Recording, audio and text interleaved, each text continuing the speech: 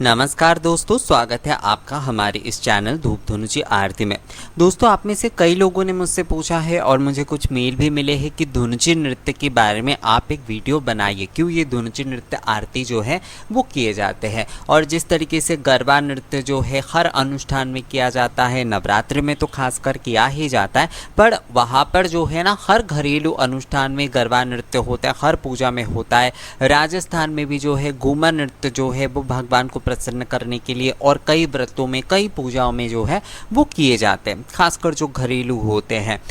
तो धुनुची नृत्य क्या उस तरीके से जो है किसी भी उत्सव में किया जा सकता है। और धुनुची नृत्य जिस तरीके से माँ के सामने हम करते हैं, क्या हम जन्माष्टमी पर, हम रामनवमी पर भी उसे कर सकते हैं? क्या हम विजयदशमी के दिन, दीपावली के दिन भी इसे कर सकते हैं? तो मेरा यहाँ पर बहुत ही सरल जवाब है दोस्तों आप लोगों को कि हाँ, आप कर सकते हैं। धुनुची नृत्य जो होता है ना, आपको दिखेगा पारंपरिक कुछ पुराने परिवार होते हैं जो कि धुनुची नृत्य नहीं, इसे अग्नि क्रिया बोलते हैं एक प्रकार से। मतलब धुनुची नृत्य तो आपने देखा ही है, जो कि बंगाली पूजा पंडाल में और टीवी के माध्यम से आजकल बहुत देखने को मिलता है। खासकर मैं दिल्ली में जब चित्तरंजन पार्क में मैं देखता था कि इतने सारे लोग मिलकर, महिलाएं और पुरुष सभी लोग मिलकर जो है ना माँ की धुनुची नृत्य आरती कर रहे हैं, तो सच में वो नज़ारा बहुत ही सुंदर होता था।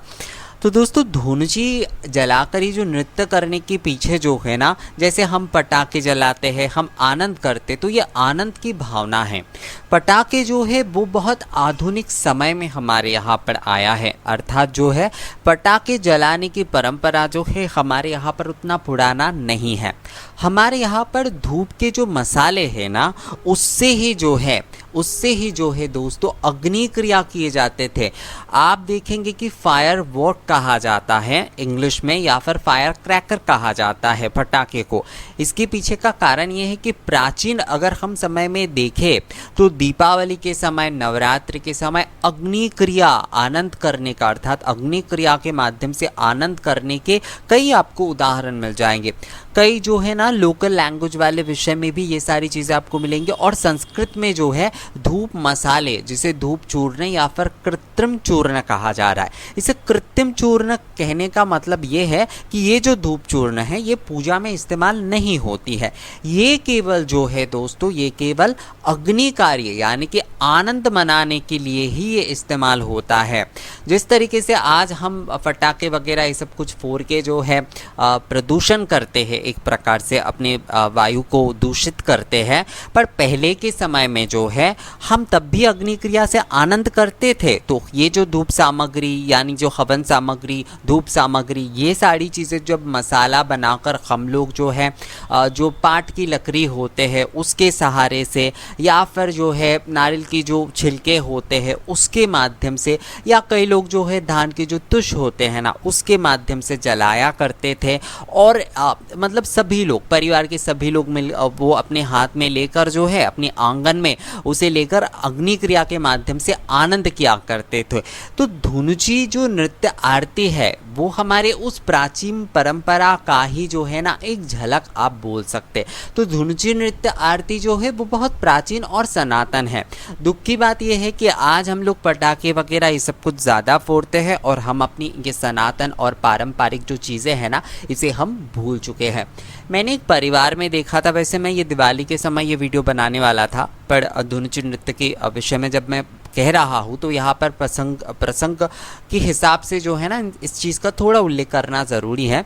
कि मैंने एक परिवार में देखा था, वो परिवार शायद झारखंड, हाँ बिहार से आते हैं दोस्तों। तो उनके परिवार में मैंने ये देखा था कि वो लोग जो है ना लक्ष्मी माँ के सामने जो है दीपावली के पूजन के बाद, जैसे मैंने धूनों पुराणों का अनुष्ठान आप लोगों को दिखाया कि जिस तरीके से धूनों पुराणों किए जाते हैं हमारे यहाँ पर, मैंने आपको जैसे बताया कि धूनों पुराणों के विषय में, तो उसी तरीके से जो है ना लक्ष्मी माँ के सामने भी जो है ना वो इस तरीके से जो है वो अग्नि क्रिया करते थे।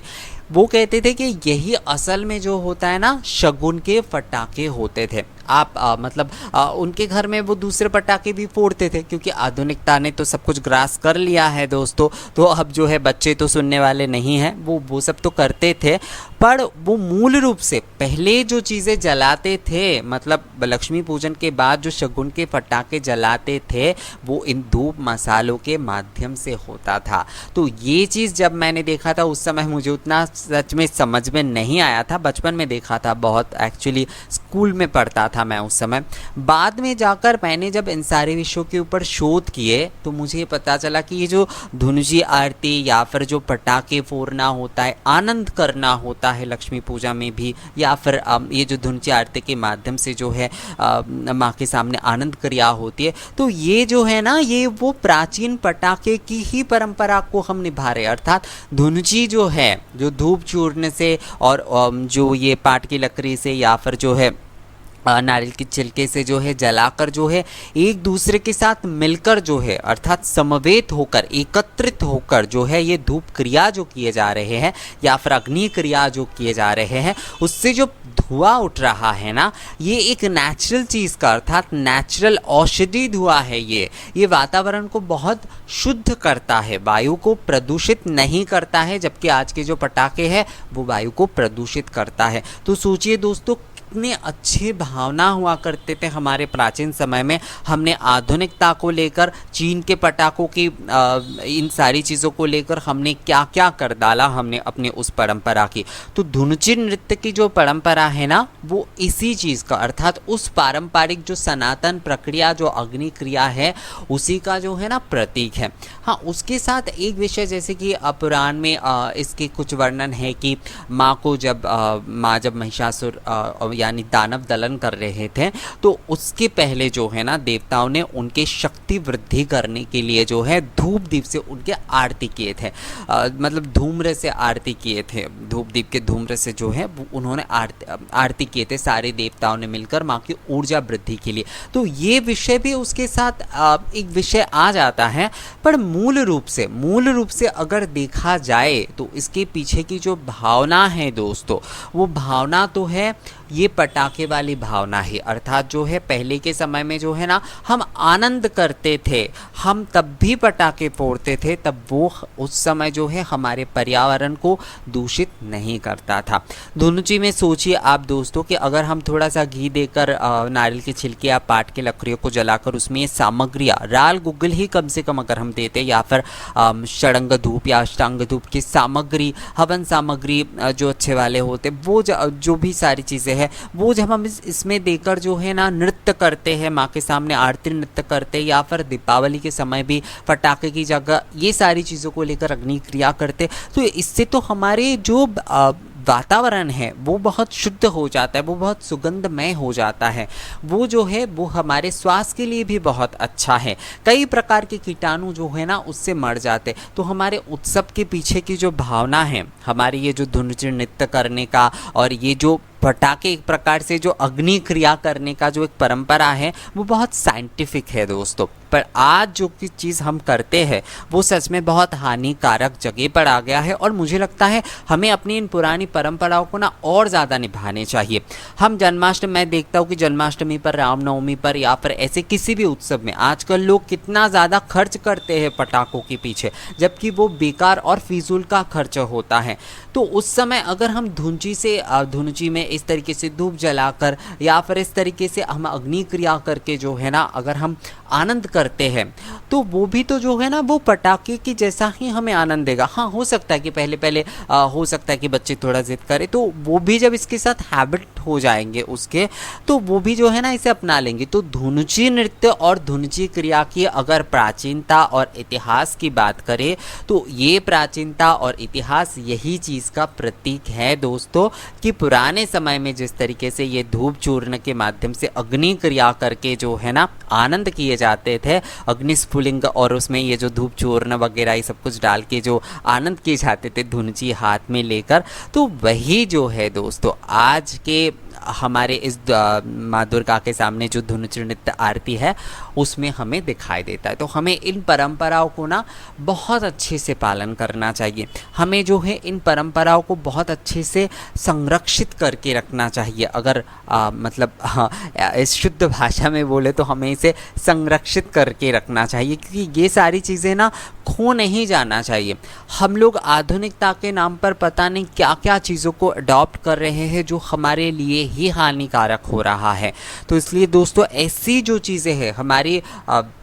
सनातन पद्धति में, ऐसी अच्छी अच्छी कितनी चीज़ें भरे पड़े हैं, हम उन चीज़ों को क्यों नहीं अपना रहे हैं। धुनुचि नृत्य करने का ये जो प्राचीनता है, ये जो इतिहास अगर आप देखेंगे, आप थोड़ा अगर इसे लेकर थोड़ा पढ़ाई भी करेंगे तो भी आपको दिखाई देगा, ये मतलब आपको जानकारी प्राप्त होगा इस विषय में दोस्तों, कि हमारी जो प्राचीन परंपरा है,